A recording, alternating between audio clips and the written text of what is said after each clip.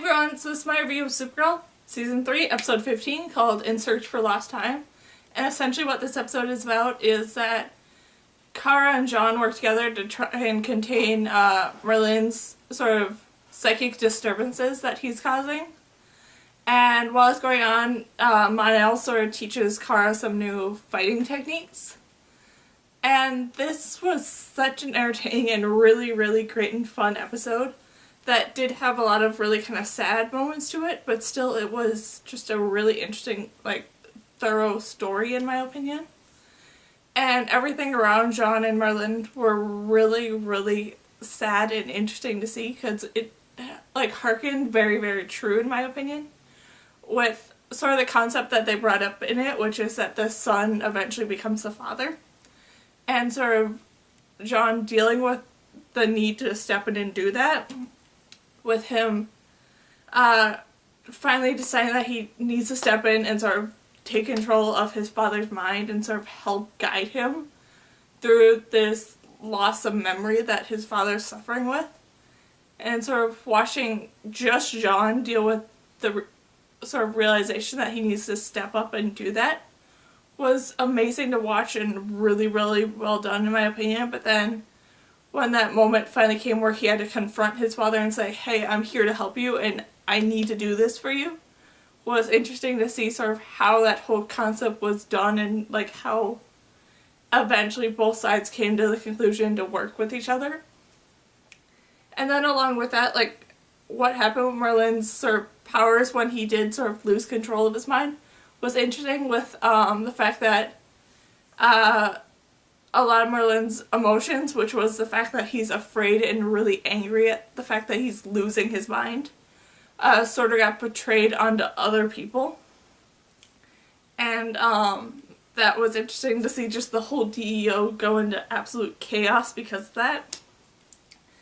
And just how everyone sort of dealt with that situation was interesting. Then the moments with Kara and Mon-El were great, with them sort of learning to fight with each other and stuff, and sparring and all that stuff, with Kara eventually learning how to use her cape as a weapon, which was really fun. I'm very excited to see what all they might do with that in the future.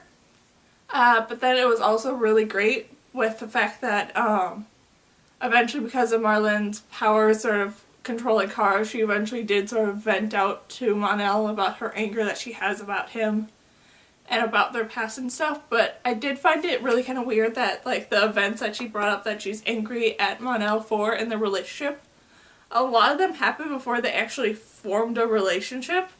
So that felt a little weird that she kept bringing up these events. I was mad that you did all this stuff when we were dating, but you weren't actually dating when those stuff was going on. So that felt, like I said, really kind of weird that they didn't bring up any of the events while they were together. It was when they were still trying to get used to each other.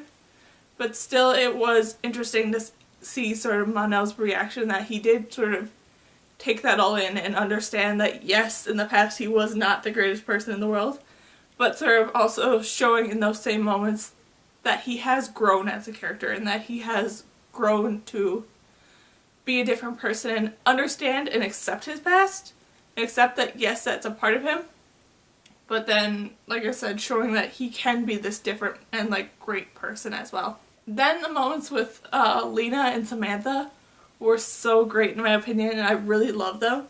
With Lena trying to convince Sam that yes, she is Rain, and sort of learning to help Sam understand that Lena is there to help her. I especially really love the first sort of conversation between Lena and James that sort of helped Lena figure out how to talk to Samantha/Rain, with James telling this whole story about this friend that he had who was going through a lot of different problems, and how James managed to finally confront him about the problems. And that was interesting, and how sort of Lena took that and used that with Sam, which was to sort of do all this different stuff to really, really anger Sam enough to bring Rain out. And then sort of showing Samantha the footage afterwards when she recovered, showing all the evidence proving yes, you are actually Rain.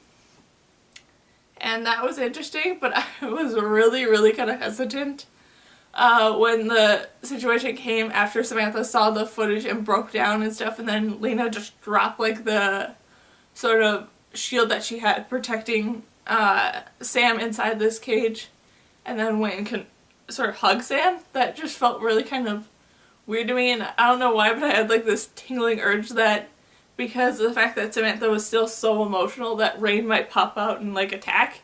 Now that didn't actually happen, but still that was like in the back of my mind that I'm pretty sure that Rain can come out through more emotions than just anger. But still it didn't happen, so that was fine, but still it felt really kind of weird that all of a sudden Lena went to go full on comfort mode after all this different stuff proving how dangerous Rain actually is.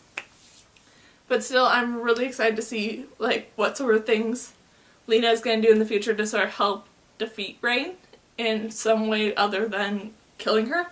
And then with how this episode ended, I'm really excited to see what they're going to do in the future with Pestilence becoming stronger and sort of causing more problems on like a biblical catastrophe level, and just all that. I'm really excited to see what they're going to do with Pestilence.